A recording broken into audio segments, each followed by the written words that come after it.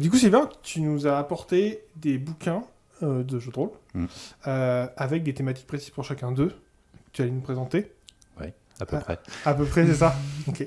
Est-ce que tu peux nous dire un petit peu pourquoi tu as choisi ces livres et après nous les présenter? Alors, sachant que tu m'as dit, j'en ai dit 3, tu m'as dit j'ai galéré en choisir 3, j'en ai amené 5. Oui, voilà. Et j'ai l'impression que c'était quand même difficile déjà d'en prendre que 5. Voilà, j'avais pas envie de faire de thématique, j'avais pas envie. Voilà, déjà j'avais déterminé que c'était des coups de cœur.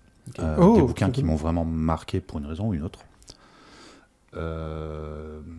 Et il se trouve que ça tape un peu dans tous les râteliers, donc il n'y a pas de bouquin trop indépendant, il n'y a pas de bouquin trop connu non plus. Voilà, ce sera l'occasion de parler de bouquins dont on n'entend pas forcément parler tous les jours. Trop bien. Okay, trop cool. Il y a toutes les tailles aussi, du coup. Moi, il y a toutes les tailles. Marqué. Je vais filmer un petit peu moi de mon côté, comme ça tu pourras nous montrer un peu les différentes choses que tu as. Avec plaisir.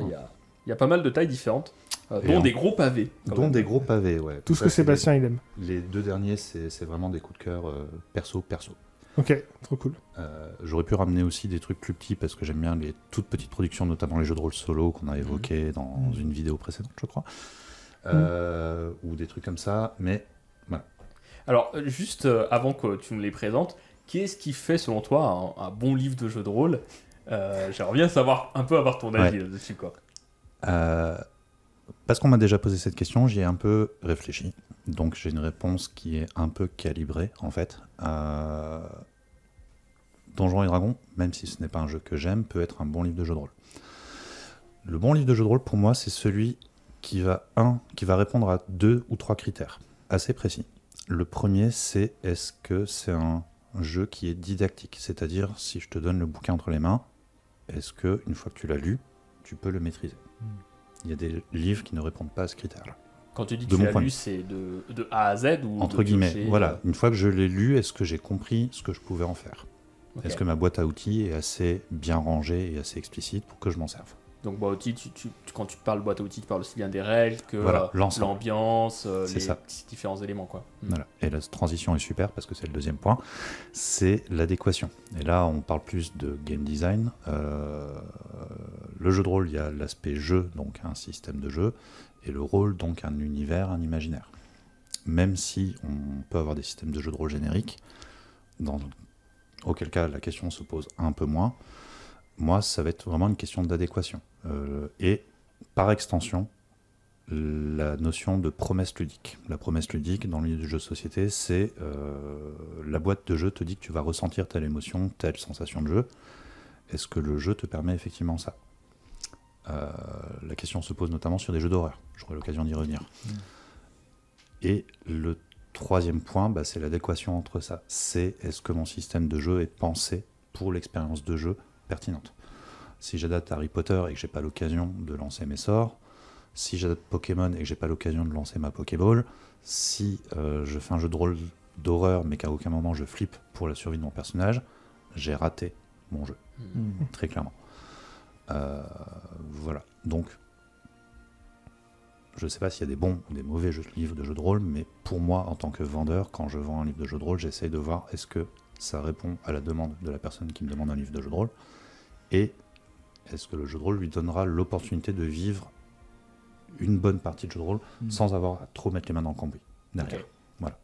Est-ce que ça répond à la question? Moi, je pense que oui. Carrément. C'est vrai que pour nous, moi j'ai une expérience beaucoup plus limitée que la tienne, évidemment, sur les livres. C'est vrai que moi, souvent, quand je vois certains livres c'est ça qui me donne pas envie. Oui, bien sûr. Lequel, par exemple? Un que j'arrête pas de citer parce qu'en ce moment j'essaie de faire des parties dessus, c'est sur Cyberpunk Red.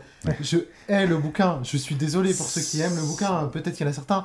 Moi, j'y arrive pas. Alors moi, j'adore l'univers. Je compatis totalement parce que c'est un livre de jeu de rôle qui a mal vieilli, qui est très mal. Mike Pondsmith, l'auteur, a porté l'univers Cyberpunk, la licence de jeu de rôle.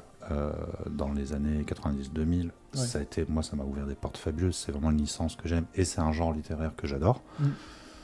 Cyberpunk est un mauvais jeu de rôle.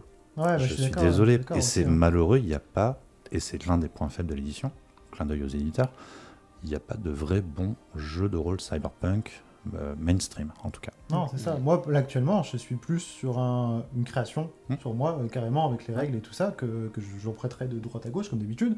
que sur l'utilisation du livre. Ouais. J'y arrive pas. La fiche de personnage, typiquement, j'arrive pas d'en parler parce que c'est le truc qui me... C'est un tableur Excel. C'est un tableur Excel ignoble sur 2 pages. Ouais. C'est trop. Le livre en lui-même, il me donne pas envie de le lire. Et C'est pourtant, j'ai lu des tonnes de livres, quelques livres plutôt, de JDR qui étaient ignobles. Mais celui-là, vraiment... Je Désolé, compatis pleinement et je module un tout petit peu ton retour, si je puis me permettre. Raison. Parce que j'ai beaucoup de respect pour l'auteur, mais pas pour sa casquette d'auteur de jeu, mais par contre, humainement et socialement, sa lecture du monde est incroyable. L'univers est extrêmement riche. Donc effectivement, si, comme moi, ou comme toi, vous avez acheté le bouquin Cyberpunk, jetez les règles, gardez l'univers. Et souvent, ce que je dis, parce que la question s'est beaucoup posée en boutique, trouver un système générique qui fasse le job. J'en ai un ou deux à vous proposer. Gardez l'univers qui est incroyable, mais voilà, c'est l'exemple parfait. Univers génial, règles imbitables et mal expliquées et beaucoup trop lourdes pour la proposition ludique qui va avec. Voilà. Complètement d'accord. Ouais, ça fait plaisir quand même d'avoir quelqu'un qui se connaît vraiment là-dedans, qui me valide sur ça, sur Cyberpunk, parce que vraiment, j'étais dans mon monde, j'étais dans le fin fond du tunnel du caca, en train de lire ce bouquin, c'était ignoble. J'ai eu une super expérience de jeu de rôle Cyberpunk, et je crois que l'auteur en est au dernier peaufinage. Il y a moyen que dans les années qui viennent, peut-être dans les mois qui viennent, si les gens se sortent les doigts, on ait un excellent jeu de rôle Cyberpunk de création local dans les rayons. Oh, très bien. Vraiment, Petit teasing, s'il vous plaît. Un peu de teasing. Donc, avant qu'on passe au livre, toi, quand tu as un nouveau livre de jeu de rôle entre les mains, c'est quoi le rituel un peu? Est-ce que tu le feuillettes d'abord? Le sommaire et la fiche de perso. Ok. Ah ouais, toi, c'est carré.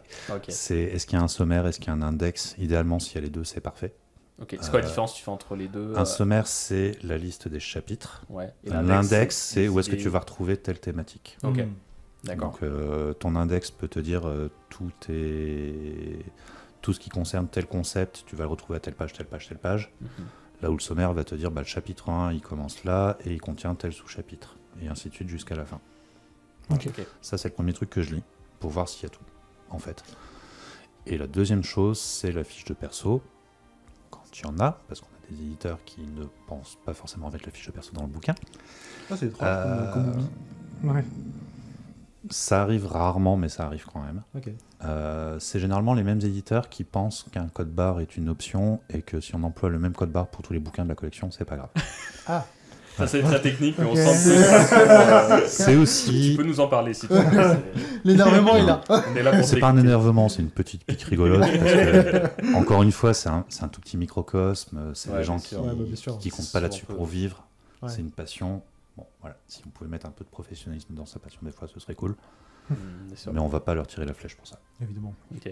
Donc, c'est les deux choses que tu regardes, c'est fiches de personnages. Fiches de personnages parce qu'elles me montrent un peu la logique de game design derrière et qu'est-ce que les personnes qui vont jouer vont avoir en vis-à-vis quand ils seront autour de la table. Okay. Voilà. Si j'ai une fiche de perso qui est trop fouillie, trop détaillée, un tableur Excel comme dans Cyberpunk ou The Witcher, parce que c'est le même moteur de jeu, ça va pas être sexy, ça va pas me donner envie. Si je dois chercher toutes mes informations sur 18 pages, non. Si à l'inverse j'ai un sous-boc avec 3 informations, pourquoi j'ai mis 45 balles dans un jeu de rôle, voilà, c'est toutes des questions qui sont plus ou moins pertinentes. Savoir aussi que j'ai une casquette de PAO, donc ça joue aussi sur ma lecture. PAO, mise en page par ordinateur. Voilà. Pour vulgariser. Ok. Parfait, bah écoute, montre-nous un petit peu ce que tu as. Alors, tu as dit que tu allais faire dans l'ordre de la pile. C'est juste dans l'ordre où ils sont sortis du set. Ouais, on va filmer, ouais. Tout à fait. Dans la vidéo, enfin tout à l'heure quand on papotait, on a parlé du jeu de rôle, notamment avec des enfants et dans un cadre un peu bienveillant, social, développement, tout ça. Moi j'ai eu un gros coup de cœur pour un jeu de rôle de création japonaise. À quelle caméra je le montre exactement? Celle-ci. Ouais. Là c'est bon? Ouais. Après tu peux le mettre en mode il est encore cellophané parce qu'il sort tout juste des rayons. Ça s'appelle donc Golden Sky Stories. Le sous-titre c'est Earthwarming Role Playing, donc le jeu de rôle qui réchauffe le cœur. Okay. Et c'est exactement ça. On joue des Enge, donc ce sont des esprits japonais qui vont être sous forme humaine ou animal ou un mélange des deux. Et nos grands enjeux, ce ne sera pas de buter des dragons ou de sauver la fin du monde, ce sera juste d'aider les gens du village qui sont sous notre protection, entre guillemets. Ok. Donc accompagner un gamin qui a oublié son cartable à l'école, aider une grand-mère à dormir la nuit, prendre soin les uns des autres, c'est vraiment génial. Alors, je suis pas kawaii pour de rond dans la vraie vie, mais il se trouve que ma compagne maîtrise ça très très bien. Je l'ai beaucoup joué en école associative ou dans des cadres un peu différents. Il n'y a pas de jet de dés. On va avoir une discussion avec notre personnage. Notre personnage dispose d'une part de pouvoir qu'il va pouvoir utiliser, et d'autre part, il va disposer de relations avec les PNJ majeurs du scénario et les autres joueuses et joueurs autour de la table. Et ce qui est génial, c'est que le moteur de résolution, c'est si toi, Seb, à un moment, tu as une blague, tu nous fais un jeu de mots, tu nous fais une action qui est trop mignonne, tu nous fais n'importe quoi qui nous, humainement, personnellement, autour de la table, en tant que joueur, nous fait rire, on va te donner un dream. Donc c'est la monnaie, entre guillemets, du jeu, un rêve. Et quand tu as suffisamment de dream devant toi, tu peux utiliser un pouvoir de plus en plus puissant. C'est valable aussi pour la personne qui joue meneuse de jeu, par exemple. La meneuse de jeu nous a fait une description superbe, tout le monde a « Ah, c'est trop bien !» Tu donnes un dream à la meneuse qui va pouvoir faire des choses derrière. C'est génial, ça encourage vraiment la créativité, ça encourage la bienveillance, ça encourage énormément de choses, mais c'est aussi très rigolo à jouer, parce que nos pouvoirs sont super mignons. L'anecdote que j'aime bien dire, c'est que comme j'ai un kink un peu chelou sur les renards, je joue donc un kitsune. Quand le kitsune a l'odeur du tofu grillé qui lui passe sous les narines, pouf, il a ses oreilles de renard qui apparaissent, mais il ne faut pas que les humains voient ses oreilles de renard. Ça donne des situations absolument rocambolesques, et chaque personnage, du coup, a l'occasion d'être mis en avant de manière aussi bien bienveillante que rigolote, en fait. Voilà, donc ça, c'est d'une part, j'aime bien proposer ce jeu parce que il y a une vraie part de marché du jeu de rôle feel good, et qui se développe, et il y a une demande derrière, et c'est à mon sens tout à fait justifié. Et que Golden Sky Stories est pour moi l'expérience la plus aboutie dans ce domaine. En tout cas, parmi les bouquins que j'ai eu entre les mains. Ça va pas être évident, ça, à masteriser quand t'as pas trop habitude, la plus habitude de jeu de rôle. Voilà, ça fait partie aussi justement des expériences un peu alternatives. On n'est pas encore dans le jeu de rôle indépendant, ultra chiadé. C'est pas sans exagéologie pour ceux qui connaissent, mais on est effectivement sur une expérience inhabituelle de jeu de rôle. Voilà. Mais il y a quand même ce qu'on appelle une autorité. La notion d'autorité partagée, donc le rôle de MJ ou pas, les jeux de rôle sans MJ, là il y a quand même une personne qui est meneuse de jeu. Ouais, d'accord. Voilà. Qui est là avec au moins une ébauche de scénario, de bac à sable d'établi, et des éléments pour rebondir derrière, des objectifs à accomplir, ce genre de choses. Okay. Sur ce bouquin, c'est quoi que, justement qui est bien fait au-delà du concept? Bon, là il est emballé, mais ouais, j'ai pas voulu déballer, j'ai pas pris le mien parce qu'il est tellement abîmé, tellement il a survécu. C'est assez ancien, hein, est-ce que j'ai une date là-dessus?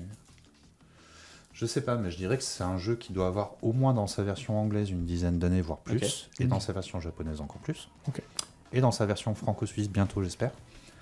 Voilà, c'est un jeu qui doit avoir une quinzaine d'années. L'autre raison qui fait que je l'ai choisi, c'est aussi que voilà, il y a tout un pan de la culture rôliste au Japon et de manière plus générale en Asie, qui est totalement hors norme par rapport à nos repères à nous, et qui est assez grandiose.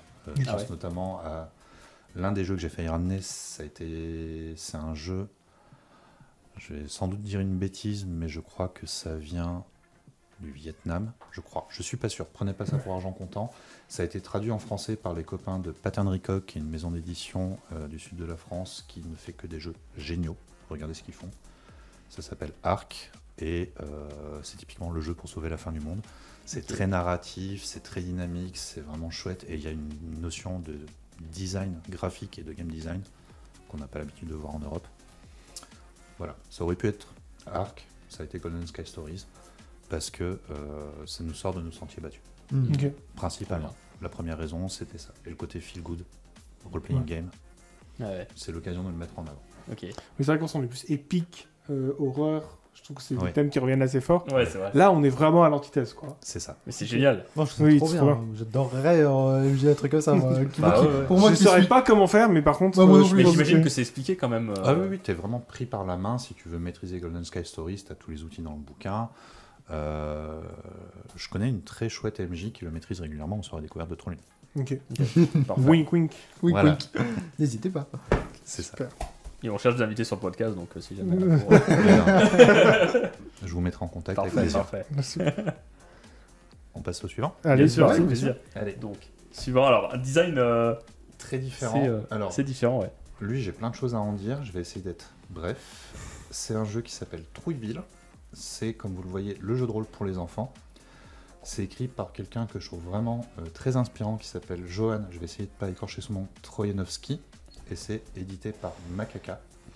Macaca qui fait beaucoup de BD pour enfants, de livres BD dont vous êtes le héros. Et désormais, avec cette collection-là, dans Trouilleville, il y a eu 2 livres du jeu de rôle pour enfants. Jeu de rôle pour enfants, je m'y suis beaucoup penché, j'en ai trouvé plein de bien, mais... Et Trouilleville a été le premier qui, pour moi, et c'est très subjectif encore une fois, coche toutes les cases. Parce que c'est très didactique, on commence avec une présentation de l'univers, il y a une petite BD qui t'explique ce qu'on va faire. Ok. Voilà. Qui est directement suivi par un tout petit livre dont vous êtes le héros, avec va au chapitre 2 si tu tournes à gauche, au chapitre 3, qui petit à petit va t'expliquer tes tests, quelle couleur de dés, comment tu lances tes dés, etc. etc. C'est pour quel âge ça Eh bien, Bien. c'est vendu pour 7 ans et plus, Ok. et je l'ai mis entre les mains d'une gamine de 7 ans qui était assez motivée par le jeu de rôle, mais très réfractaire à l'idée de nous faire vivre des histoires, et il nous a maîtrisé des histoires fabuleuses là-dedans. Ok. Et c'est en ça que pour moi, c'est le seul vrai jeu pour enfants que j'ai dans les rayons actuellement, qui est vraiment destiné à être pris en main et maîtrisé par des enfants de cet âge-là. Bah déjà, Ouais, juste carrément. la présentation des règles sous forme de jeu, C'est c'est trop bien, quoi. c'est Genre, Parce que alors du coup, donc c'est les règles, elles sont expliquées sous forme de jeu, mais après du coup, l'enfant va masteriser sa partie. L'enfant en fait, va c'est ça masteriser Ok. sa partie, vraiment. Tu as ensuite le chapitre sur comment tu crées ton personnage, donc les différentes règles. Tu as différentes classes de personnages.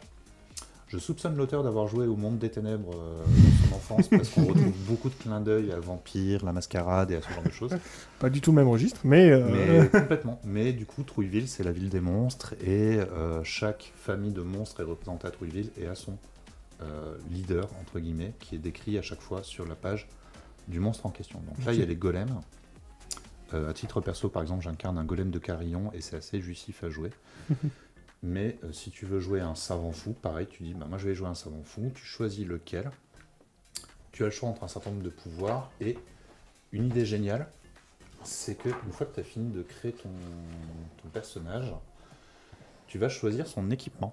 Mais c'est pas une table à la Donjons et Dragons ou un tableur Excel à la Cyberpunk. Tu as une étagère avec des petites étiquettes, et tu dis, bah, moi Trop bien je veux, fait. j'ai 2 ou 3 objets, ben, je veux ça et ça. Paf. Et tu pars l'aventure avec. C'est trop bien. Voilà. Et ensuite, bah, tu as des petits scénarios. Donc, tu as la description de Trouilleville, le monde de Trouilleville, la ville proprement dite. Et un premier scénario complet à faire jouer pour Ok, ou par les enfants. ok, trop bien. Voilà. Donc, ça, gros coup de cœur. Et la fiche de perso avec des pré-tirés. C'est trop bien. C'est trop bien. Ça va. hein. C'est Si vraiment vous super avez la cool. flemme, et la fiche de perso à créer soi-même derrière dans la foulée. Trop trop cool. Le hein. design est trop cool, les Le dessins sont design est vraiment super génial, bien. C'est un super objet, c'est un super univers. Ah, ouais. Je sais que ça parle pas forcément aux enfants de cet âge-là d'aujourd'hui, mais tout l'univers de Roald Dahl ou des trucs un peu à la Neil Gaiman entre guillemets peuvent être complètement adaptés grâce à cette boîte à outils-là. Mhm. Le mieux, c'est quand même de jouer dans l'univers de Johan Trojanowski parce que son univers est vraiment super, à la fois mignon, mais il y a le petit côté on joue des monstres quand même. Mm. Et ça, c'est très très cool à jouer aussi. Voilà, gros coup Ok, de cœur, trop notamment bien. parce que dans cette catégorie jeu de rôle pour enfants, il y a des alternatives, certaines sont plus ou moins adaptées. Pour moi, celle qui coche toutes les cases, c'est celle-ci. Ok. Voilà. Trop trop cool. Il faut que ce soit combien pour jouer J'en fais régulièrement des parties avec ma gamine en tête-à-tête. Ok. Les parties les plus rigolotes sont en famille avec une enfant, papa, maman. Mais j'ai fait jouer un groupe de potes globalement de ma génération, ça s'est super bien passé aussi. Quoi. Ok. Ok, trop Ouais, bien. Voilà. Trop Ok. bien. C'est ta fille qui masterise Ouais. Trop Ah bien. ouais. C'est Elle a un peu galéré avec le scénar fait maison parce que, comme beaucoup de gens au début, elle suivait by the book le truc. Ouais. Donc, mon rôle était aussi un peu de la sortir de là, mais petit à petit elle a compris qu'elle avait le droit d'improviser, qu'elle avait le droit de retomber sur ses pattes. Donc il y a aussi cet aspect un peu didactique Mm. qui est bien mis en avant dans le jeu. Ok. Voilà. Mais même les MJ qui aiment jouer by the book en suivant leur truc, vont s'y retrouver, et d'autant plus facilement à cet âge-là, quoi. Ok. Super intéressant. Trop cool, ouais. Voilà. Ok. On attaque les pavés. On attaque les pavés. C'est la phobie de Seb. Vraiment, genre. Non, Ça, il a mais non, pas mais des non. rétro Satanas. C'est pas tellement ça, c'est plus que ouais, j'avais. Il a de l'urticaire qui pousse. Ça lui il a les flashbacks Mais- de ces 3 livres de Donjons Dragons qu'il a jamais lu, t'sais. C'est ça qui a vendu à perte sur le bon coin. Mais clairement, les pavés, ça intimide beaucoup de monde, à tort ou à raison. Mm. Chacun met son curseur où il veut. Je sais que j'ai beaucoup de petits formats de jeux, des formats A5, Ouais. qui sont excellents. Et un truc que je dis souvent, c'est voilà, mettez 20 balles dans un bouquin de jeu de rôle, s'il est bien foutu, il vous accompagnera toute votre vie. Vous n'êtes pas Ouais, obligé c'est d'avoir des clair. pavés à 50 balles, quoi. Ouais. C'est sûr. Là, il se trouve que oui, les 3 jeux de cœur perso, il se trouve que c'est des bouquins à 50 balles. C'est vrai qu'on n'a pas trop Hasard ou parlé. accident. On n'a pas trop parlé prix, mais par exemple pour les deux autres. Alors, Trouville, qui comme il est distribué par un éditeur, vous pouvez le trouver ou le commander dans n'importe quelle librairie. Hein. Il sort à 25 €. Mais dans une en particulier. Nous, on l'a dans les rayons, mais tout le monde n'habite pas Lyon 7 ou Lyon Tout à en fait. général, donc Mais Normalement. Mais si vous êtes en Nouvelle-Zélande, vous pouvez le faire. Exactement. Petit très fan. c'est ça. C'est nous on l'a, mais potentiellement n'importe quel libraire de France, si vous venez en demandant je veux ce bouquin, je sais qu'il est édité Ok. par tel éditeur, oui, il pourra vous le commander. Ok. Ok. Voilà, c'est pas le cas pour Golden Sky Stories parce que là c'est de l'import américain. Ça se ressent dans le prix, même s'ils sont un peu calmés. Là, on sort à un peu moins de 29 €. Ça va, ouais. Ça va, ouais, ça ouais. va, Franchement. ouais. Franchement, ça va. Voilà. Ouais, quand c'est tout illustré. Mais lui, par couleurs, contre, etc. effectivement, vous aurez du mal à le trouver en Europe, ailleurs que chez nous, je pense. Ok. Voilà. Et là, sur un bouquin de cette taille-là, je spoile pas, mais on est plutôt de l'ordre de 49 à 60 €, Ok. selon l'éditeur. Ok. Ok. Voilà. Next. Bah Yes. ouais, carrément. Allez, et ben Night, je l'ai choisi pour plein de raisons aussi. La première, c'est parce que c'est une création d'auteur française. On parlait tout à l'heure, slash, dans une vidéo annexe, que le jeu de rôle de création amateur, il y a du bon et du mauvais. Là, c'est un couple d'auteurs et une équipe d'auteurs annexes à côté qui ont pondu un univers fabuleux. Avec, on parlait aussi de l'adéquation entre les règles et l'univers de jeu. Moi, perso, je suis pas très branché jeu de rôle tactique. On en revient au combat de 3 heures, on en revient tout ça. Le jeu de rôle tactique me casse les coucougnettes en général. Là, dans Night, je prends mon pied à calculer mes combos, à prévoir ce que je vais faire quand j'aurai assez d'XP, assez d'argent, etc. Et rien que pour ça, c'est assez jouissif. Deuxième point, c'est que c'est un des rares jeux où je suis joueur et pas MJ. Donc, rien que pour ça, il fallait que j'en parle. Des fois, ça fait du bien un peu de. Voilà. Ça manque un peu d'être. Mettre un peu les joueur, pantoufles ouais. sous la table. J'ai la chance d'avoir un excellent MJ de Night qui nous maîtrise régulièrement des parties fabuleuses dans cet univers. Donc voilà. Donc création française, c'est édité par Entremonde Éditions qui ont fait Night, qui vont bientôt publier d'autres jeux, notamment un jeu de braquage qui a l'air assez prometteur, Oh. qui s'appelle Heist ou The Ok. Heist, je ne sais pas. J'ai plus les noms en tête, mais je crois que c'est Simon et Colline, les auteurs principaux. Vous êtes dans un univers post-apo.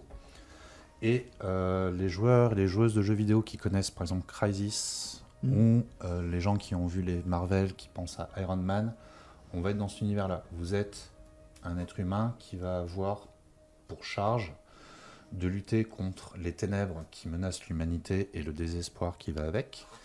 Et pour ça, vous allez avoir une super armure. Ok. Voilà. Et le clin d'œil qui est rigolo, c'est que dans cet univers, donc on joue en 2040, je crois, dans mon souvenir, à peu près.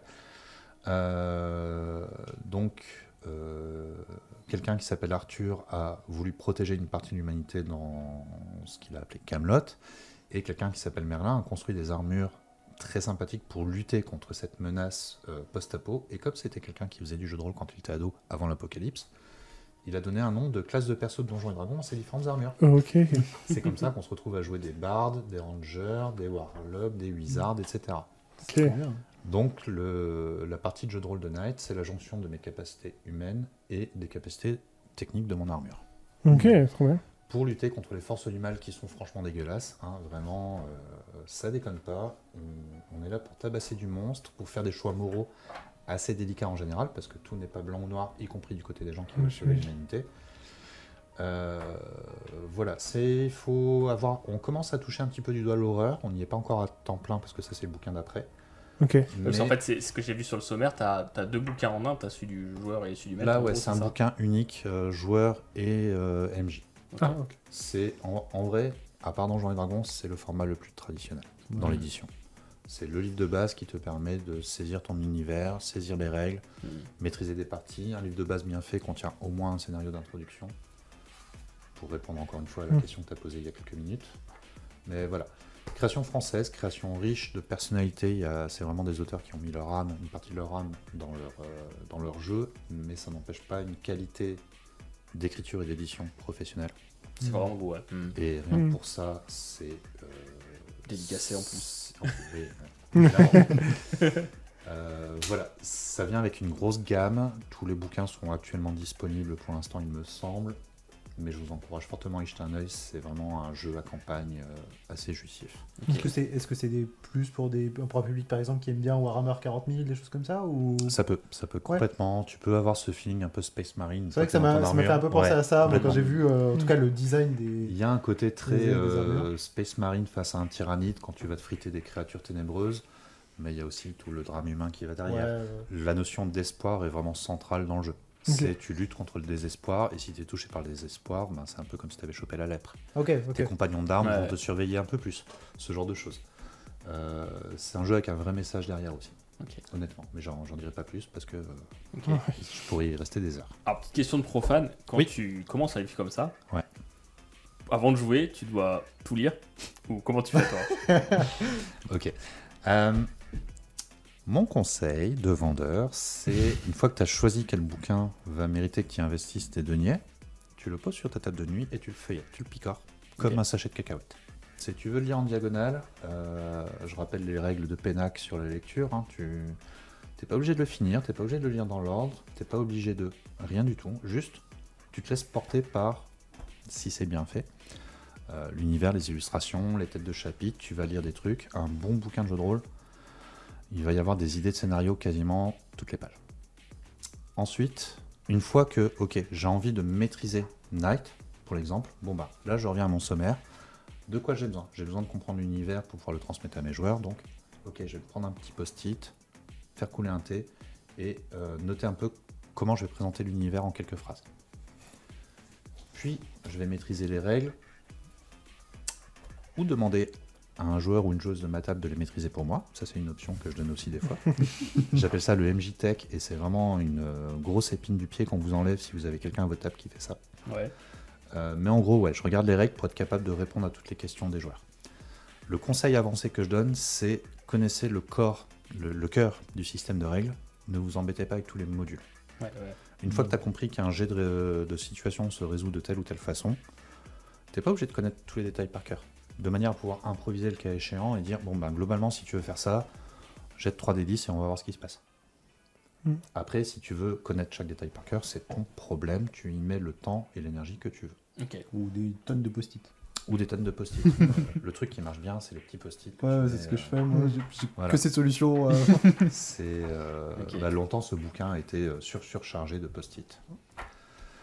Voilà, et quand tu es prête ou quand tu es prêt, tu passes un coup de fil aux copains, tu les réunis, et le temps que vous trouviez un créneau d'emploi du temps commun, tu mets ce temps à profit pour lire ton scénario, le maîtriser, partir du principe que tes joueurs vont de toute façon partir à côté, donc envisager ce qui se peut se passer le cas échéant, mais voilà. Première partie sur l'univers, deuxième partie sur les règles, troisième partie sur le scénario, la campagne ou l'écriture de scénario si c'est ta cam, et rôle jeunesse. Tu conseilles la plupart du temps de commencer par le scénario qui est fourni avec le livre. Ouais, alors j'aurais pas dit ça il y a quelques années. Mais parce que moi j'aime bien écrire mes scénarios et que je joue quasiment jamais des scénarios du commerce. Mais souvent, c'est pas tant pour la qualité didactique du scénar, c'est plus pour qu'est-ce que je peux faire avec ce bouquin, en gros. Et souvent, si le scénar d'intro est relativement bien fait, il va te montrer le potentiel du jeu. Ce sera pas le scénario de ta vie, en général, sauf cas exceptionnel, mais ce sera une bonne porte ouverte sur l'univers du jeu. Voilà. Ok. Trop cool. Ok. On passe à l'autre. Avant-dernier. Clairement. Alors là, on tombe dans les vieilleries des années 90. Cult. On peut faire le jeu de mots le plus débile du monde dessus. C'est un jeu culte pour moi. Voilà, donc ça c'est fait, on n'en parle plus. On coche la case. Kult, c'est un jeu suédois à l'origine qui a été diffusé et traduit dans les années 90, notamment par 7e Cercle, si je dis pas de bêtises à l'époque. C'est pour moi, donc j'ai une tendresse particulière pour les jeux d'horreur, les jeux d'angoisse, les jeux un peu sombres, les jeux aussi qui vont pousser non seulement les personnages, mais aussi, d'une certaine manière, les joueuses et les joueurs dans des retranchements que le jeu de rôle purement ludique ne proposera pas. C'est un jeu qui, dans les années 90, venait avec un gros avertissement public averti. C'est encore aujourd'hui le cas, parce qu'on va parler d'horreur gnostique. On va parler donc du fait que l'humanité vit dans une illusion qui a été montée de toutes pièces par, comment faire simple, des anges déchus, en gros. Dieu nous a abandonnés, il nous a laissés dans une illusion, et à nous de retrouver un peu notre étincelle de divinité. Voilà, ça a l'air très beau dit comme ça, mais quand je vais vous montrer la gueule des anges en question, vous allez vite comprendre que c'est pas aussi simple. Voilà. Si vous avez vu par exemple les films Hellraiser, on est totalement dans l'ambiance. Mais pas que, parce que vous pouvez jouer du survival, vous pouvez jouer du drame familial, le cœur de, voilà, une image très emblématique de Kult par exemple. En gros, ton personnage de Kult vit avec un sombre secret, quelque chose qui l'a traumatisé, quelque chose qu'il a commis, une culpabilité, des choses de genre, et va, à travers ce sombre secret et les pulsions qui vont autour, franchir le voile de l'illusion et découvrir la réelle nature de la prison dans laquelle on est. Là, ce que tu te montres, c'est quoi? C'est une introduction Ça, c'est une à l'histoire introduction graphique. C'est même pas une introduction à l'histoire, c'est vraiment une ambiance. Ok. C'est une phrase d'ambiance, une illustration d'ambiance. Et alors, âme sensible s'abstenir, on est diamétralement opposé à Golden Sky Stories. Là, on joue vraiment sur les secrets les plus sombres de notre univers contemporain, de notre monde, de notre société, de la nature humaine. C'est un jeu très philosophique aussi. Voilà. Et petit à petit, il y a une phrase que j'aime beaucoup, par exemple. Voilà, le cœur du jeu, un linceul voile vos yeux, il vous masque la vérité et empêche votre âme divine de s'éveiller. Ça, c'est la proposition ludique. Je pourrais faire tout le bouquin comme ça, mais voilà. Notre divinité nous a été arrachée, la mort n'est que le commencement. Donc on a le premier livre pour nous parler du mensonge, c'est-à-dire les règles, comment on crée notre personnage, comment on le fait évoluer, il y a plein de profils qu'on va combler. Je l'ai aussi choisi, même si je l'aurais choisi dans tous les cas, parce que c'est la jonction entre deux systèmes de jeu que j'aime bien. Le premier, c'est le système traditionnel, on jette les dés, on a un seuil de compétences à atteindre, il y a une difficulté, on voit si notre action échoue ou pas. Mais c'est aussi beaucoup basé sur les systèmes qu'on appelle propulsés par l'apocalypse. Là, on rentre un peu dans les détails techniques. Je ne sais pas si vous connaissez ces jeux-là, vous, personnellement. Le mot-clé me dit rien, en tout cas. Non plus. D'accord. L'acronyme sur Internet, ça sera les PBTA, propulsés par l'apocalypse, parce que le premier jeu, c'était Apocalypse World, à utiliser ce système. Dans les jeux PBTA, le principe, c'est qu'on ne vient plus avec une classe de perso, des compétences, des caracs, un équipement machin. On vient avec un livret d'archétypes. Notre personnage sera la belle gueule, le mentor, la rockstar, le machin. Il y aura des moves, littéralement, que notre archétype sera le seul à pouvoir faire. Et à l'origine, tu jetais 2d6 plus tel carac. Entre la valeur où la personne qui est meneuse de jeu va te mettre des difficultés dans les dents, la valeur où tu as réussi limite à faire ce que tu voulais, ou la valeur où justement tu vas générer un avantage pour ton personnage. Et en gros, c'est une autre façon à la fois de prendre en main son personnage, de prendre la responsabilité de la narration autour de la table aussi. Et c'est un peu perturbant pour des gens qui n'ont connu que des jeux de rôle traditionnels un peu mainstream au début. Ou c'est soit blanc, soit noir, c'est ça? Voilà, où il y a ce côté très statistique de l'appel de Cthulhu, bah, si t'as fait 65 au lieu de 70, t'as raté, enfin t'as réussi plutôt. Là, c'est plutôt, est-ce que l'histoire va dans le sens de mon personnage ou est-ce qu'au contraire, elle va lui mettre des bâtons dans les roues? Et Apocalypse World, le premier, a posté le postulat de départ de la meneuse de jeu a la responsabilité d'être fan des personnages des joueurs et de leur proposer un divertissement adapté à leurs attentes. Et les personnages ont la responsabilité de mettre leurs personnages sous les feux de la rampe et de proposer une histoire divertissante pour tout le reste de la table, y compris la meneuse. C'est ce premier changement de paradigme qui date des années tout début 2000, je dirais, à la louche, était très intéressant et les Suédois donc, qui ont créé Cult Divinity's Lost en version originale ont pris le parti de faire un jeu globalement propulsé par l'Apocalypse, mais avec des leviers, des perches tendus vers le jeu de rôle plus traditionnel. Ce qui fait que les puristes du PBTA vont râler parce que c'est pas du PBTA. Les puristes de Donjons et Dragons vont râler parce que ça les perturbe un peu. Moi, j'y trouve ma came parce qu'on a justement cet équilibre entre un personnage de culte aura plus de liberté de faire avancer l'histoire qu'un personnage de l'Appel de Cthulhu, par exemple. Ouais. Mais un MJ un peu plus traditionnel aura aussi la liberté d'écrire un scénario traditionnel et de guider ses joueurs à travers une autorité plus régulière. Et il aura plein d'outils géniaux dans Cult pour créer de l'horreur. On en revient à cette question de est-ce que la proposition ludique est tenue ? Ça fait 30 piges que je maîtrise du jeu d'horreur, j'ai encore appris des choses dans ce bouquin. Donc ça, déjà, c'est très cool. Et voilà, univers fabuleux, mythologie incroyable, mais même si vous n'utilisez pas cette mythologie, que vous voulez juste jouer un survival à l'ancienne, vous avez les outils pour le faire. Okay. Trop bien. Trop. Voilà. Et même si vous n'y jouez jamais, le bouquin est très beau. Le bouquin est magnifique. De très belles illustrations, la mise en page est vraiment chouette. Ouais. Il y a vraiment un travail de conception. J'adore cette image. Elle est ouf, quoi.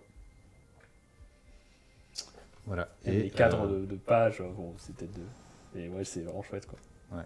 Et divisé en parties, donc le mensonge d'un côté et la vérité de l'autre. Et voilà.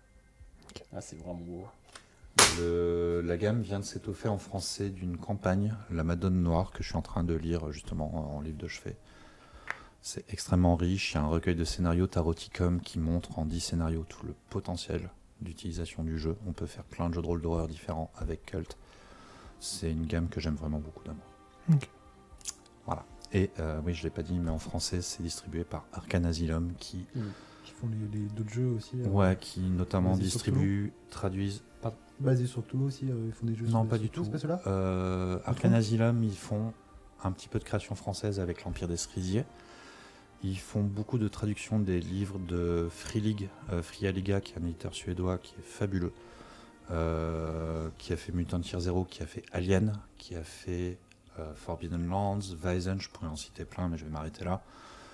Ça doit être l'éditeur qui a le plus joli catalogue en langue française à l'heure actuelle, je trouve. Okay. Sans parti pris aucun, j'ai pas d'action, on se connaît pas, mais il se trouve que la plupart du temps, les jeux qu'ils proposent sont bien foutus, bien produits, il y a une exigence de qualité derrière, et dans la création originale et dans la traduction, voilà, c'est une valeur sûre. Okay. Trop bien. D'autres questions ou on passe au dernier? Je pense qu'on peut passer au dernier. Ouais. On a encore le temps? Ouais, t'inquiète, on a le temps qu'il nous faut. Et ben, je vais terminer sur Nephilim. Et Nephilim, pareil, je vais essayer de pas durer 3 heures. C'est un jeu de rôle que j'ai découvert dans les années 90, dans son passage à sa 2e édition. La première était très amatrice, très compliquée d'accès. Nephilim, on est sur un jeu de création française, donc, qui, pour la petite histoire éditoriale, a permis aux éditions Nemos et à l'époque Multisim de se monter et apporter vraiment tout un pan d'auteurs de jeux de rôle francophones dans la foulée de Nephilim. Après, il y a eu Agone, il y a eu Rétrofutur, il y en a eu d'autres, mais voilà, tous des jeux de rôle de l'âge d'or que j'évoquais précédemment ont été portés par cette maison d'édition Multisim.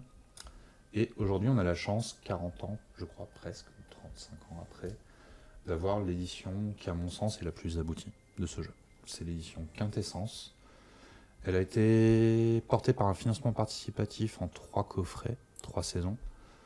Le livre de base et un certain nombre de bouquins sont disponibles aussi dans le commerce à l'unité. Et voilà, vous pouvez déjà, avec le livre de base, vivre des aventures fabuleuses. Le principe de Nephilim, c'est que vous jouez de nos jours des créatures multimillénaires. On joue dans un univers totalement contemporain, avec les enjeux du monde contemporain d'aujourd'hui, notamment l'hypersurveillance, les réseaux sociaux, les caméras à chaque coin de rue, etc. C'est vraiment des questions qui ont été intégrées à l'univers du jeu, alors que, évidemment, ce n'était pas présent de la même manière dans les années 90. Mais on n'est pas n'importe qui, on est des entités magiques qui vivent depuis la création du monde matériel. On est vraiment, on se rappelle de ce qui s'est passé dans l'Égypte d'Akhenaton, on se rappelle de ce qui s'est passé à la chute de l'Atlantide, Ça me fait Ça penser va. à cette série-là, Good Omens, je crois. Il y a un petit peu Ouais. de Good Omens, il y a un petit peu... Moi je le vends beaucoup comme du Highlander aussi, si vous avez connu ce film ou cette série.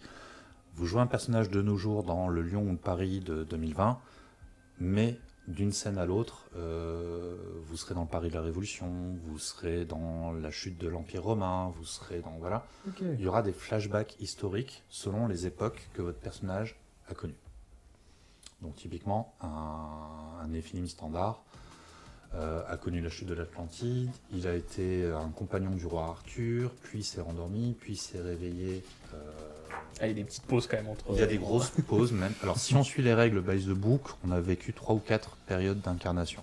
Ok. Moi j'aime bien mettre un gros budget effets spéciaux, donc mes joueurs ont la chance d'en avoir connu une dizaine. Mais voilà, et ça va comme ça jusqu'à la Révolution, les bûchers Qatar.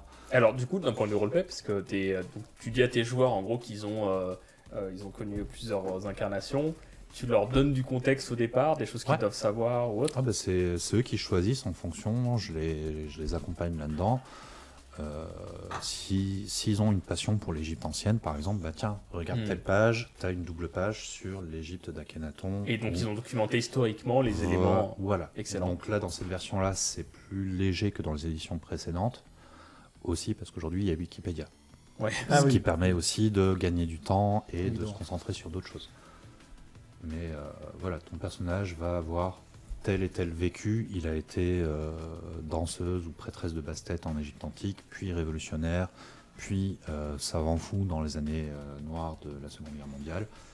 Et se sera réveillé comme publicitaire dans les années 90 et va continuer à vivre comme ça aujourd'hui. Et il va y avoir ce mixte entre, puisque les Néphilim sont donc des créatures immatérielles, qui sont contraintes à s'incarner dans des humains. Donc moi, Sylvain, si un Néphilim se réveille aujourd'hui, que sa stase est à côté, je vais me retrouver phagocyté par cette espèce de conscience qui va me mettre à l'arrière-plan et qui va commencer à vivre dans ma peau, comme si j'étais un costume, comme si j'étais un véhicule.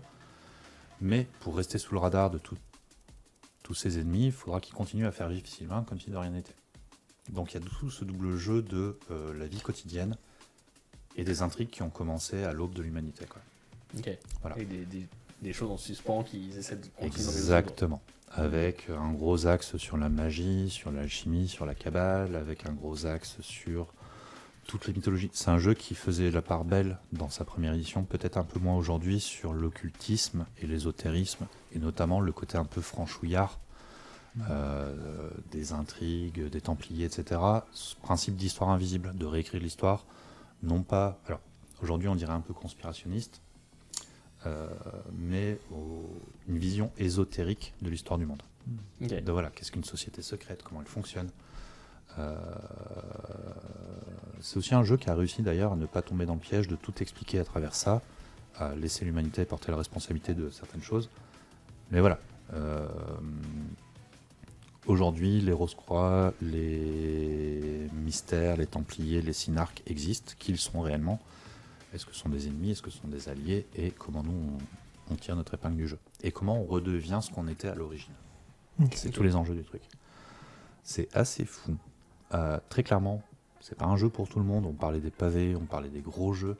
C'est un jeu qui demande un peu de lâcher prise. On peut s'en servir pour faire du Highlander, très clairement. Mais c'est d'autant plus riche si à chaque partie on revient sur des périodes de l'histoire précédente. Et c'est d'autant plus riche aussi si on pose les questions de notre monde contemporain à travers lui. Ok. Voilà. Trop bien. On l'a pas trop feuilleté, mais. On l'a pas feuilleté, alors on que peut c'est peut-être. une tuerie. Graphiquement, c'est extrêmement inspirant aussi. Voilà, on est tout dans des tons cuivre, bronze, mordoré comme ça. Il y a une mise en page qui est idéale. Ils ont été extrêmement malins, vraiment, parce que découvrir Néphilim en une phrase, voilà. Si j'avais été malin, je vous aurais dit, bah voilà, dans Néphilim Légende, vous jouez de nos jours des êtres magiques constitués d'énergie élémentaire qui s'incarnent dans des humains à travers les différentes époques de l'histoire, qui sont à l'origine des pratiques occultes comme la magie, la cabale et l'alchimie, et qui cherchent le secret du monde malgré les sociétés secrètes humaines déterminées à les détruire ou les asservir. C'est génial parce que, en fait, ça rejoint un peu ce que tu nous disais, mais t'as vraiment l'impression que les livres ont été conçus pour tout de suite te donner Oui. la bonne info. je veux dire, ça c'est très simple quoi. C'est Et c'est malin. des choses que tu vois presque, enfin que tu verrais pas dans. Et après, dans ils enchaînent en quelques mots, en un paragraphe, en une page. Bam. Et puis après en 800 pages. Et après, en 800 pages. C'est ça. Les mots-clés intéressants, les enjeux. C'est quoi? C'est une autre. Et c'est quoi? Ah oui, c'est Ouais, une là, typographie spéciale. C'est une autre typographie qui est un peu compliquée à lire, mais qui te pose un peu dans l'ambiance. Ok. L'aperçu du système de jeu. Voilà, on te blinde pas tout de suite de toutes les règles, mais on t'explique vite fait. C'est assez quoi. espacé quoi. C'est très lisible. C'est vraiment Ouais. très lisible. Voilà, donc que je dise pas de conneries, 1992 la première édition. Ah oui, tu racontes même l'histoire du. L'histoire jeu, quoi. éditoriale, voilà, parce que c'est un peu une édition anniversaire, donc 92, deuxième édition en 95, troisième édition en 2001, quatrième édition en 2012 et la dernière en 2019, celle que j'ai entre les mains. Voilà, et là, les règles de création de personnages, le système, les différents profils, les différentes familles, si vous voulez, auxquelles vous pouvez être rattaché, Ah, c'est vraiment beau. qui ont des superbes illustrations, Mm. un principe de portrait chinois pour vous donner une idée de qu'est-ce que c'est que d'incarner un ange, ou un triton, ou une ondine. Voilà, si tu veux faire un zoom, Ouais, je veux bien. j'aime bien l'illustration du triton et de l'ondine. Donc en gros, les 5 éléments, l'eau, l'air, la terre, le feu et la lune, sont des dominantes de ton personnage, et typiquement cette double page va faire un zoom sur les néphilim liés à l'eau. Donc le triton d'un côté, l'ondine de l'autre. On continue avec la terre, on continue avec la lune, etc., etc. Et puis après, on va te parler du système, on va te parler des différentes époques d'incarnation. Mm. Donc voilà ce que tu as pu vivre. Tu as 5 exemples de vécu. Donc, quel a été le rôle de ton personnage? On enchaîne sur un gros pavé sur les règles. Ça, c'était la couverture de la 3e édition, par exemple. C'est chouette qu'ils font Ouais. pas mal de ref, ouais. Voilà, tu as aussi un gros panel d'illustrations alchimiques qu'on peut trouver dans des bouquins un peu cryptiques de l'époque. Voilà, les Bohémiens, c'est tu voulais une belle photo, celle-ci est assez ouf, je trouve. Voilà, comme c'est un univers qui est extrêmement dense parce qu'il existe depuis très longtemps, il a été porté par une énorme communauté de fans, on te donne à chaque fois 2 pages sur un truc qui à l'époque avait un bouquin entier. Ok.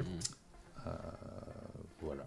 Ok. Il n'y a pas de scénario. Si, dans l'édition du commerce, c'est pas le cas dans l'édition Kickstarter, mais dans l'édition du commerce, tu as un scénario d'introduction qui est très très chouette. Aussi.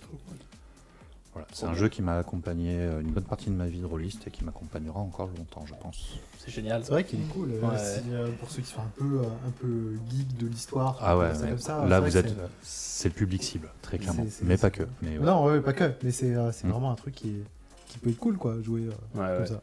Carrément. En tout cas, un grand merci de nous avoir présenté Ouais. tout ça parce que Avec c'est plaisir. des choses qu'on n'a pas forcément l'habitude de voir. C'est vrai que on est toujours un peu tous soit dans notre propre univers. Moi, je sais que je mets tout le temps dans les trucs que moi je crée et après tout ce qu'on connaît de mainstream, quoi, Cthulhu, Cyberpunk ou Cthulhu, Vampire, Donjon. quoi. Voilà, c'est ce qu'on entend. Oui, carrément.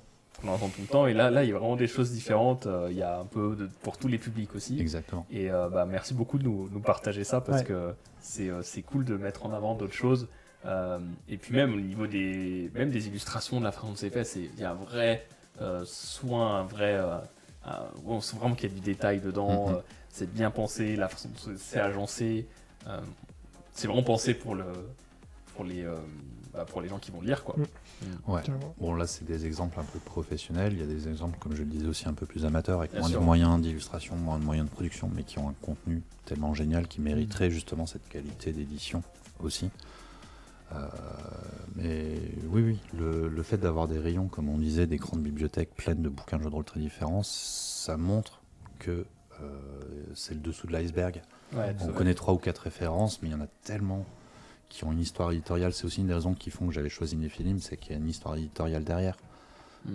Néphilim a été un jeu de rôle écrit par 2 mecs dans leur garage quand ils avaient une vingtaine, une trentaine d'années, mais parce qu'ils se sont donné les moyens, parce qu'ils ont trouvé leur public, ils ont invité d'autres auteurs qui eux-mêmes ont proposé leur jeu derrière. La moitié des gens qui ont bossé sur les premières années de Néphilim aujourd'hui sont très connus dans le milieu littéraire français parce que voilà, le jeu de rôle et le milieu littéraire ont beaucoup de passerelles, encore aujourd'hui. Et voilà, c'était juste la passion de deux mecs dans leur garage qui a permis à toute une maison d'édition et tout un pan de la culture, de la littérature de l'imaginaire francophone, serait peut-être pas là aujourd'hui sans Néphilim. Ouais. C'était l'une des raisons qui font que j'avais choisi ce bouquin aussi d'ailleurs. Ce qui est fou, c'est qu'en fait, il y a un travail énorme dedans quand tu les feuillettes, tu vois, Oui. en termes d'illustration, de mise en page, enfin, c'est colossal le travail qu'il y a dedans, l'écriture et tout ça. Pourtant, ça reste quand même assez niche. Quand Oui. même, Ah oui, j'imagine. c'est ça, c'est un jeu de rôle, c'est vraiment 95% de sueur, voire plus, pour au final 200 personnes qui vont s'amuser avec. Ouais. C'est bon, là, je reste sur. J'ai pas les chiffres exacts en tête, mais je crois qu'au total, j'avais regardé la dernière fois sur Cult quand il est tombé en petite rupture, j'en avais vendu une 50aine en 2 ans. Ok. Ah ouais. Là où Donjons et Dragons, ça doit être le chiffre de ce que je vends en 2-3 mois, quoi. C'est même pas entre guillemets rentable de C'est, faire je ce sais pas genre de- comment. c'est Donc fou, là, quoi, on a parce que du C'est fou quand même le travail qu'il y a derrière, quoi. Nemos, Arcane Asylum et Entremonde qui sont donc les éditeurs francophones de ces jeux-là. Je sais pas comment ils vivent, comment ils mangent ces gens-là. Ouais. C'est un public de niche, c'est un marché de niche, c'est des moyens, c'est du temps de production, d'écriture, d'illustration phénoménal. Sachant qu'ils auront fait des rééditions en plus. Ouais, Donc, ouais. une réédition, c'est pas rien. C'est ça. un gros travail. Hein. Bah, une nouvelle édition, c'est vraiment une remise à plat. Mais même juste une réimpression, c'est de se dire, là je pense notamment par exemple à Arcane qui régulièrement fait des tirages un peu au cordeau. Son bouquin tombe en rupture. Combien il en a vendu? Est-ce que c'est rentable d'en ressortir une édition? Enfin voilà, c'est un marché de niche, moins de niche que ce qu'on croit, mais un peu quand même. Ouais. Et le problème du jeu de rôle, pour reprendre la casquette marché, c'est pas rentable. Un joueur de Magic the Gathering ou un joueur de Warhammer 40 000, bah, tous les mois, tous les 2 mois, il faudra qu'il complète sa collection. Il y a un principe de casino, ou alors il y a un principe de collectionnite. Un bon jeu de rôle, il t'accompagne toute ta vie. Je reviens toujours à cette phrase. Des Voilà. centaines et des centaines C'est d'heures. ça, je connais pas mal de potes qui jouent toujours avec leur bouquin de Warhammer 2e édition, auquel on jouait déjà au collège. Ouais. Et ils n'ont jamais eu besoin d'aller plus loin, de chercher autre chose. Alors certes, le game design a évolué, mais ils n'en avaient pas besoin parce que c'est annexe dans leur pratique. Donc c'est un peu se tirer une balle dans le pied que d'éditer ou même d'écrire un jeu de rôle en fait, quoi. Il y a des gens qui en vivent, qui mangent dans ce jeu de rôle, et pas uniquement les épiciers comme moi, mais aussi des auteurs ou des éditeurs, mais ils sont minoritaires. Ah, bien sûr. Voilà. Ouais, bah, de toute façon, bon, ils sont plus connus et ils ont la distribution un peu globale et voilà. Voilà, c'est un commerce avec tous les jeux du commerce qui va autour. Tout à fait. Bon, merci encore pour ces présentations. Ouais. Incroyable. Un grand Encore, merci. merci pour l'invitation. Bah, avec plaisir. Du coup, la plupart des livres, on peut les retrouver sur la boutique Trou Alors Lune, tous ceux-là sont actuellement disponibles jusqu'à Ok. ce qu'ils tombent en rupture. Ok. Il y en a plein d'autres. Ok. C'est vrai qu'en ce moment, j'ai regardé la série Tales from the Loop. Oui. Et Le jeu de rôle est en rupture. Et c'est ça. Et j'en ai trouvé un sur Amazon. Ouais. Et en fait, Ça, on coupera. ouais, je suis désolé, vraiment. Mais On peut en parler vite fait d'Amazon si vous voulez. On te réinvitera comme ça. On parlera. Ok. Donc bon. Mais et en fait, j'ai pas du tout pris le jeu de base parce que j'ai rien compris à qu'est-ce qui était le livret de base ou autre. Enfin, j'essaie de regarder un petit peu, j'ai pas trop compris. Et je me suis retrouvé avec un bouquin où en fait c'était les quêtes et il disait ouais, faut faire ça, faut lancer tel dé. Mais t'avais pas le livre, t'as J'ai pris pas un le livre de livre de base. scénario, le livre de base. Ouais, Ok. je crois que c'est ça. Ouais. Et j'ai trouvé qu'un seul gars sur le Bon Coin qui les revendait Bah, et ouais, il me répond pas. Et je lui ai envoyé 3 fois des offres. Et je me dis, je serais ça, je lui dis, peut-être un jour on le verra. Bah, si ça vient aux oreilles de Arcane Asylum, donc qui édite notamment Cult, c'est leur petit logo là. Bah voilà, est-ce que ça vaudrait pas le coup de dégager un budget pour réimprimer du Tales from the Loop? Parce que je sais que nous, c'est un jeu que j'aime beaucoup. Ouais. En plus, il y a eu des séries, quoi. Il y a eu une série la télé. Elle aurait pu porter, quoi. Les illustrations de Simon Stallenhag sont incroyables. Il y a toujours une actualité en plus autour de cet univers qui s'est vraiment développé. Donc peut-être qu'avec un peu de chance, Tales from the Loop va être réimprimé. On fait des coucous si vous voulez. Voilà. Alors, Lise. Mais je suis désolé pour toi qu'effectivement il y ait ce problème. Mais un vendeur de jeux de rôle, ça sert à ça aussi. Il y a un conseil derrière. C'est clair. Et combien de fois j'ai eu des gens qui repartaient soit avec un jeu qui n'était pas du tout ce qu'ils cherchaient, soit en disant bah tiens j'ai trouvé ça, est-ce que c'est le livre de base? Non, pas du tout. Ouais, bien sûr. Ou tiens ça c'est une boîte, donc c'est une bonne initiation. Non, c'est le jeu complet, fais attention, c'est pas du tout la même chose, etc. C'est un microcosme, c'est un tout petit marché qui a ses codes, qui a ses règles, qui a ses machins. C'est pas toujours évident de s'y retrouver. Ah, bien sûr. Ça leur prendra de commander sur Amazon, du coup. Alors, Amazon, la problématique, elle est sociale, avant même d'être bien une sûr. question de conseil. Bien sûr, bien sûr. C'était une petite blague. Je vais pas rentrer dans le débat. Ok. Bah, merci à toi. Et Avec puis, plaisir. Bah ouais, allez voir un petit peu sur la boutique. On vous met tous les liens en description. Vous pourrez vous les procurer si ça vous intéresse.